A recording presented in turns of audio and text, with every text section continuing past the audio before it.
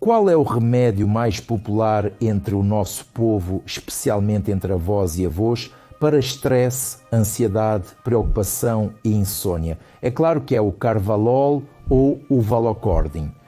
Neste vídeo vou explicar que este não é um medicamento simples e às vezes pode até ser perigoso e, se for usado de forma incorreta, pode causar mais mal do que bem. E se você assistir este vídeo até o final, vai descobrir que existe um tipo de Carvalol que é seguro em relação à maioria dos problemas sobre os quais vou falar neste vídeo. Vamos deixar claro desde já que o uso de Carvalol é contraindicado em casos de insônia crónica. E essa, na verdade, é uma das razões mais comuns pelas quais as pessoas, especialmente as de grupos etários mais avançados, o utilizam. Vamos entender então o que é o Carvalol. O principal componente ativo do Carvalol é o fenobarbital. Aliás, como medicamento, o fenobarbital é um remédio de controle rigoroso porque é uma substância muito potente que realmente causa efeitos colaterais sérios. Nós ainda vamos falar sobre isso. Mas especificamente em um medicamento como o Carvalol, o fenobarbital está presente, mas por algum motivo ele não é controlado de forma especial. Porquê? Se pegarmos as gotinhas, bem, tudo é medido em gotas no Carvalol e considera-se que a dose eficaz é de cerca de 30 gotas, bem, 30 a 40 gotas. Então vamos calcular, 30 gotas equivalem a 1 mililitro e em 1 mililitro de Carvalol há 18 miligramas de fenobarbital. Lembrem-se, 18 miligramas. E a dosagem eficaz, se estivermos falando diretamente sobre os comprimidos de fenobarbital, é de 100 miligramas. Ou seja, a dosagem de fenobarbital é 5 vezes menor em 30 gotas de Carvalol do que em um comprimido que contém 100 miligramas de fenobarbital. E, de modo geral, nesse sentido, pode-se dizer que essa dose é bastante segura, ou seja, dificilmente vai causar algum efeito colateral sério. Embora quero dizer, se olharmos para as doses que já causam efeitos nocivos, 1 grama, ou seja, 1000 miligramas de fenobarbital, já pode causar uma intoxicação grave e 3, 5, 10 gramas já são doses letais de fenobarbital. Portanto, o limiar terapêutico é estreito entre a dose com efeito terapêutico e a superdosagem significativa, que pode causar toxicidade. Agora vamos ver como o Carvalol é utilizado. Bom, ok, se, por exemplo, a pessoa ficou nervosa e tomou 30 gotas ou até 50 gotas de Carvalol, nada de crítico vai acontecer. Mas o que acontece com pessoas idosas? Vamos supor que a pessoa com dificuldade para dormir decide tomar Carvalol. Pingou para si e tomou de 30 a 40 gotas. Primeiramente, essa dose não fará a pessoa dormir instantaneamente. Porque, mais uma vez, a dose hipnótica de fenobarbital é de 100 miligramas, ou seja, seria necessário pingar 150 gotas de Carvalol. Eu não estou, é claro, incentivando vocês a usar tantas gotas de uma vez, mas, de fato, se pegarmos o manual, lá está escrito que 100 miligramas de fenobarbital produzem efeito hipnótico. E a pessoa toma apenas 18, bem, cerca de 20 a 25 miligramas de fenobarbital em 30 a 40 gotas de Carvalol e, naturalmente, ela não consegue dormir. E o que a pessoa faz então? Ela repete a dose. Além disso, entre os idosos existe um conceito chamado lei de Ribot. Quando a pessoa se lembra de acontecimentos de 20 ou 30 anos atrás, mas tem dificuldade para recordar o que ocorreu há poucos minutos. E o idoso pingou 30 gotas de Carvalol para si mesmo, tomou, passaram 15 minutos, não dormiu, já esqueceu que tomou Carvalol, mas pinga de novo 30 ou 40 gotas de Carvalol e de novo não dormiu. E assim, de manhã, o frasco pode acabar vazio. E um frasco de Carvalol ou Valocordin de 25 ml contém 450 mg de fenobarbital. Ou seja, essa já é uma dose que está próxima da tóxica. E a pessoa pode realmente sofrer uma intoxicação. Com confusão mental, quedas, fraturas e assim por diante, e assim por diante. A demência se desenvolve, uma pseudodemência, em que a pessoa para de raciocinar normalmente. E se a pessoa consome doses bastante altas, sabe-se que em 6 a 8 semanas se forma uma dependência física grave. Ou seja, a pessoa já não consegue mais ficar sem consumir, porque se ela não consome, seu humor piora drasticamente, a pressão começa a oscilar e ela pode até ter convulsões. Em resumo, um típico caso de síndrome de abstinência. Se esses pacientes usam frequentemente esses medicamentos e é necessário retirá-los, então, na verdade, a pessoa precisa ser hospitalizada para que, em condições controladas de um hospital de dependência química, sejam suspensos os medicamentos que contêm fenobarbital.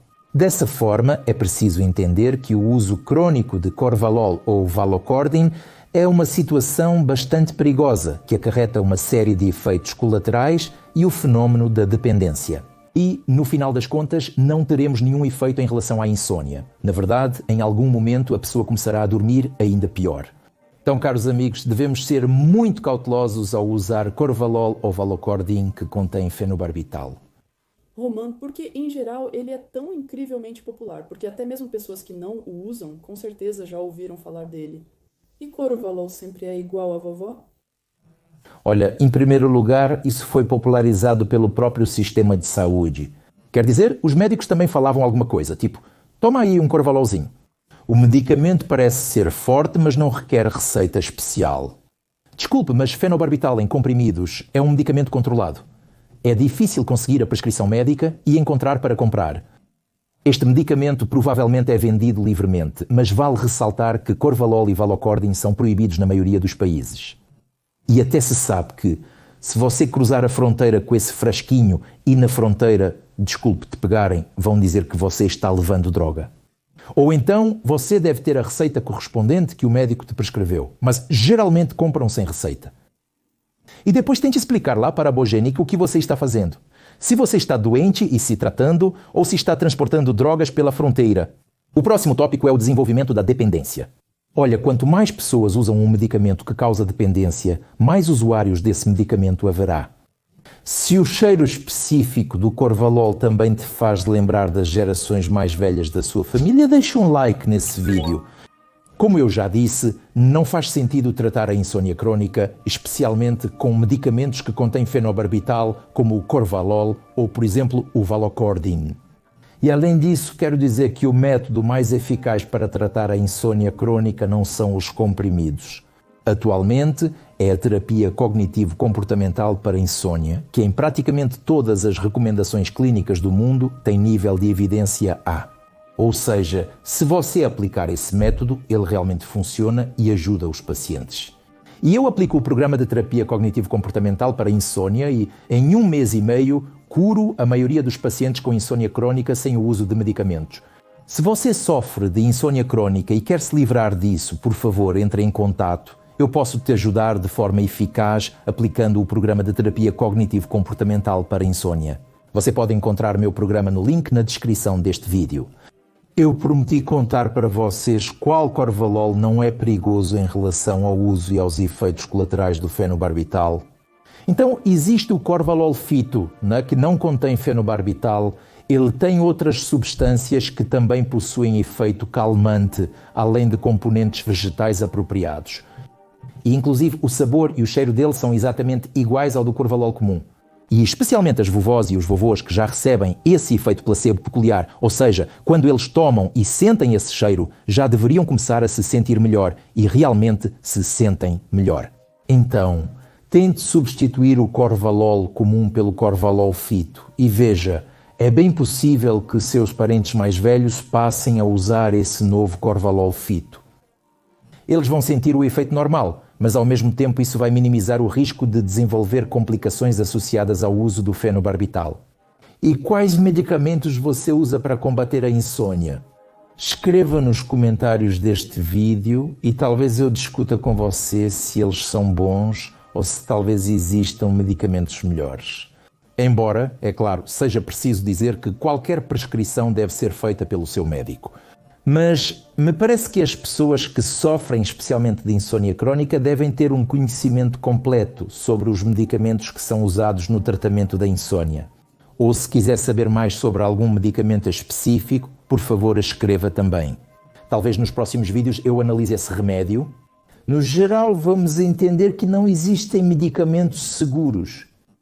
Sabe como dizem, me dê por favor um remédio muito forte, mas seguro para a insônia. Não existem desses.